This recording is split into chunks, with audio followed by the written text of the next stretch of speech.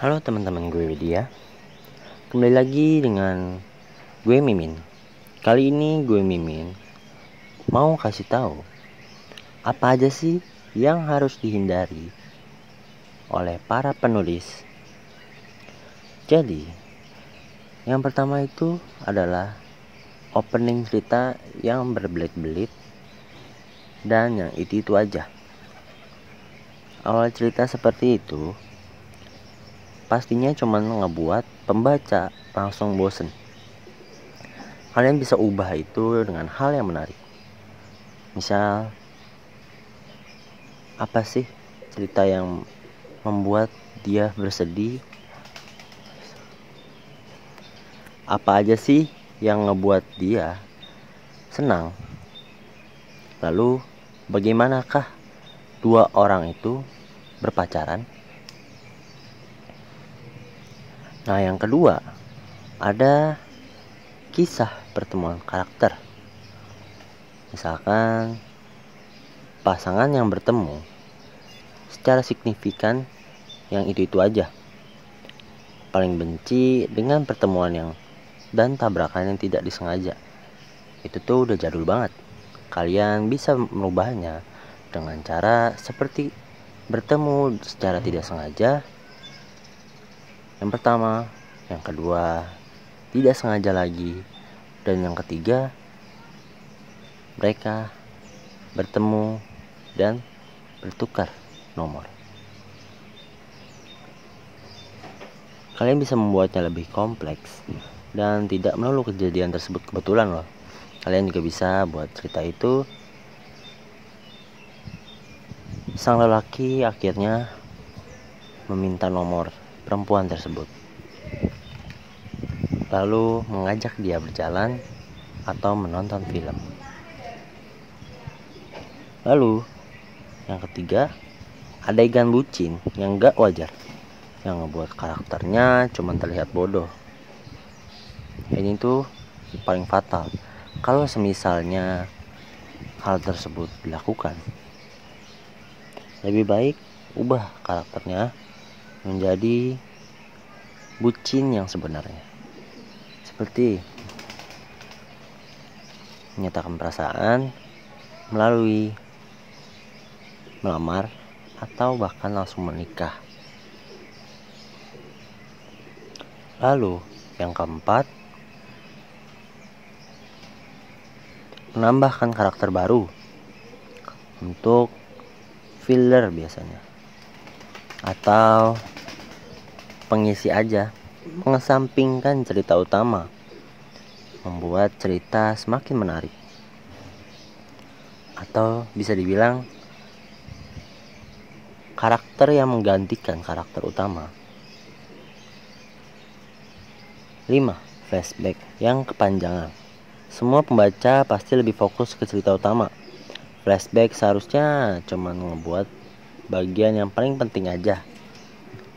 Gue Mimin pernah loh nonton film yang ngebahas cerita sekarang, cuman dia ngebuat ceritanya mundur terlalu jauh. Lalu gak itu aja, mundurnya itu terlalu jauh sehingga menghasilkan adegan film yang kurang menarik. Tapi tentu aja cerita di utamanya lebih menarik lagi. Jadi gue Mimin terkadang melihat flashback seperti itu langsung men-skip saja, walaupun tahu kalau pada adegan flashback ada bagian yang penting.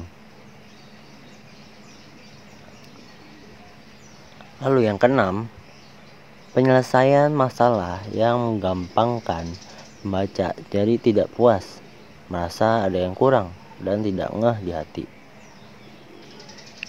Jadi misalkan penyelesaian masalahnya itu terlalu simpel sehingga membuat konflik yang ada tadinya bagus menjadi jelek. Semisal orang tuanya tidak merestui untuk menikah, namun penyelesaian masalahnya dia diizinkan oleh orang tuanya hanya sekedar satu hal, misalkan menyelamatkan dirinya dari kecelakaan. Sungguh itu cuma adegan yang kurang menarik. Lebih menarik lagi kalau dia berusaha untuk mendapatkannya, seperti bekerja keras, membuktikan kepada orang tuanya kalau dia itu bisa menjadi lelaki yang pantas untuknya. Atau bisa juga diubah lagi menjadi seperti mereka kawin lari atau hamil di luar nikah. Itu adalah adegan yang bagus, walaupun tidak senonoh, namun dan tidak pantas untuk ditiru. Tapi ceritanya akan berlanjut lebih jauh lagi, sehingga misalkan setelah mereka kawin lari atau hamil di luar nikah, tentu ada konflik baru di dalamnya, dan itu akan menambahkan ceritanya semakin panjang dan semakin menarik untuk dibaca. Lalu yang ketujuh, ending yang menggantung dan seperti belum tuntas masalah utamanya. Biasanya dilakukan untuk merespon pembaca, apakah mereka masih tertarik pada kelanjutannya atau sudah puas dengan ending itu. Kalau banyak pembaca yang ternyata sangat antusias menanti kelanjutannya, baru deh lanjutin kisahnya di musim selanjutnya atau buku part selanjutnya. Menurut pembaca, lebih baik diselesaikan di musim awal, dan lebih baik bilang kalau cerita ini membutuhkan waktu ongoing yang lama. Jadi informasikan kepada para pembaca atau seperti membuat voting yang mengharuskan mereka menunggu part yang kedua, seperti itu. Oke, sekian dulu dari gue Mimin. Informasi selengkapnya untuk membeli buku atau mengirim naskah atau menjadi penulis, kalian bisa hubungi kami melalui website www.guepedia.com atau hubungi kami melalui WhatsApp 0812 8760 2508. Oke, selamat literasi. Hai, aku Bernika. Aku adalah seorang penulis pemula.